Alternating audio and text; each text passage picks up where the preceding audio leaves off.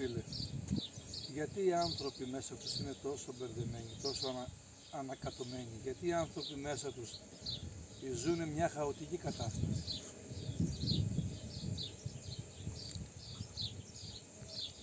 Αυτή η ερώτηση και η απάντηση είναι δοσμένη 2.000 χρόνια πριν από τον Κύριο της Δόξας.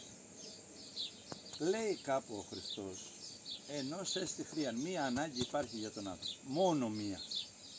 Τώρα το να το ακούς αυτό, σκανδαλίζεσαι, δεν μπορεί να είναι μία ανάγκη, εγώ μόνο ανάγκες ξέρω.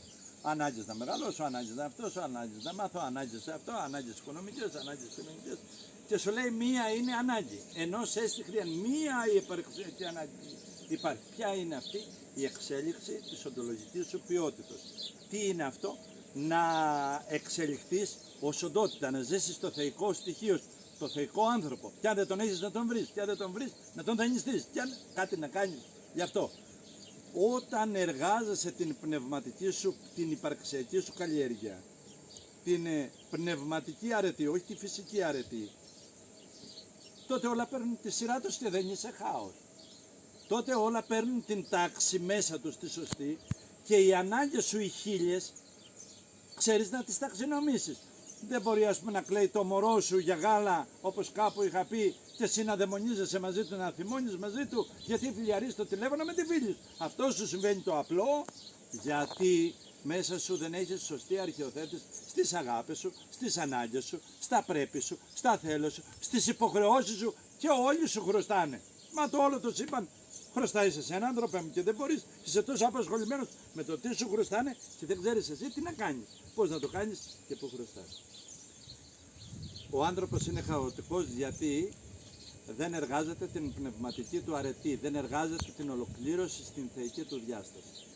Πολλοί άνθρωποι με ακούνε και λέω ότι ο άνθρωπος είναι θεϊκό όν και αν με ακούσουν ξόφαλτσα λένε τι ήρθε κανένα θεϊκό όν εδώ στον πλανήτη και δεν το μάθαμε, δεν ακούσαμε κάτι. Δεν έχουν ακούσει τίποτε για το θεϊκό στοιχείο, το θεϊκό κομμάτι μέσα του. Στην καλύτερη περίπτωση φτάνουν στις γνώσεις, στα λεφτά εννοείται στο τι έχουν, στις γνώσεις, στις σχέσεις, πόσες κατακτήσεις αρσενικού ή θηλυκού έχουν και κάνουν και ένα άλμα που υποτίθεται ότι είναι άλμα ότι αν είναι μορφωμένοι, κάτι χρήσιμο εκεί. Στην πραγματικότητα λοιπόν ο άνθρωπος ο αυθεντικός είναι αυτός ο οποίος δεν έχει χάος γιατί εργάζεται την πνευματική του ολοκλήρωση. Γίνεται ανεψύκακος, εκφράζεται η θεϊκή διάσταση της ανθρώπινης υποστάσεως. Της ανθρώπινης, δεν λέω να κάνει θαύματα και να είναι. Έχει θέση και τοποθέτηση, δεν είναι τη μία μέρα έτσι, την άλλη αλλιώς, την άλλη αλλιώς.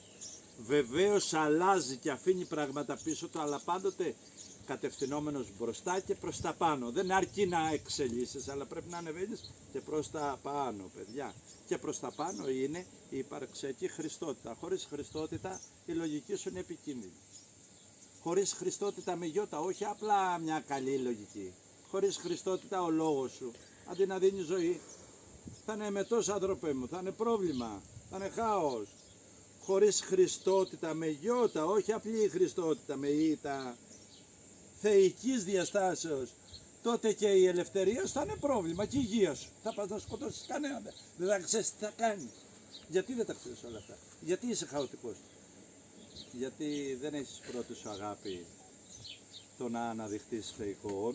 Μπορεί να έχεις πρώτη σου αγάπη να αναδειχθείς οικονομικά ισχυρό. Συνέπεια του λάθους, όχι τη λάθος αγάπη, τη λάθος το ότι δεν ασχολείσαι με το πνεύμα σου, με την καλλιέργειά σου, είναι το άλλο που είναι πόνος, είναι ταλαιπωρία, είναι χάος, όπως το είπες ωραία. Χαοτική κατάσταση. Όποιος θέλει να φύγει από τη χαοτική κατάσταση γίνεται Χριστόν με γιώτα, όχι απλό με ήττα, καλός άνθρωπος, λατρευτικό πλάσμα που δεν θα έχουν πάνω του εξουσία οι κατώτερες δυνάμεις και του εαυτού του και τα διαόλια του απ' έξω. Αυτό φίλε μου καλά. Ναι Κατερίνα. Ναι Παναγιώτη.